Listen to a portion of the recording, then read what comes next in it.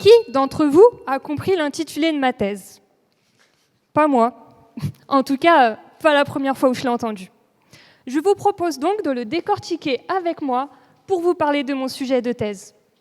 Tout d'abord, qu'est-ce que le psoriasis? Ce mot que vous avez peut-être déjà entendu, mais qui ne vous évoque rien. Il s'agit en fait d'une maladie de peau chronique, caractérisée par des plaques rouges qui pèlent, qui grattent, plus ou moins visibles selon leur position ou leur étendue, pouvant être inconfortables, voire douloureuses. Si vous en avez, sachez que vous n'êtes pas seul. C'est 4% de la population mondiale. 1,5 million de personnes en France. Mais rassurez-vous, ça se traite très bien. Et je ne vous dis pas ça parce que je suis entourée de dermatologues dans mon équipe de recherche. Mon sujet de thèse parle aussi, et attention à vos oreilles, de molécules immunomodulatrices. Immunomodula quoi? Des molécules que l'on donne dans les cas sévères et modérés qui vont modifier le système immunitaire pour traiter ces plaques, non pas à la surface, mais au niveau cellulaire. Leur défaut, le risque infectieux. Dans les essais cliniques randomisés que l'on fait avant la mise en place sur le marché, ce risque n'existe pas. C'est rassurant.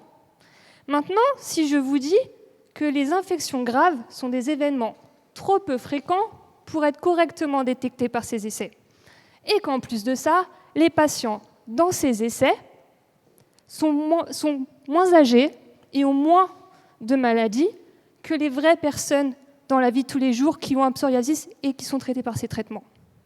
Et donc, par nature, moins à risque de complications. Êtes-vous toujours aussi confiant de ces résultats? Un peu moins. Et vous auriez raison, puisque ce risque existe. Et c'est bien là tout mon travail. Regarder au-delà de ces mondes parfaits, artificiels que sont ces essais, pour regarder dans le monde réel. Comment?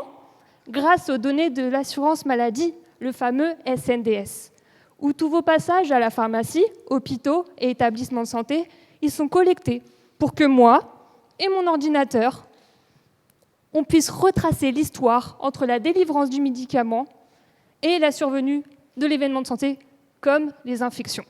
À cela, j'ajoute la magie des statistiques et je suis capable de mesurer un risque en vie réelle, et ce, quelles que soient les caractéristiques de chaque personne.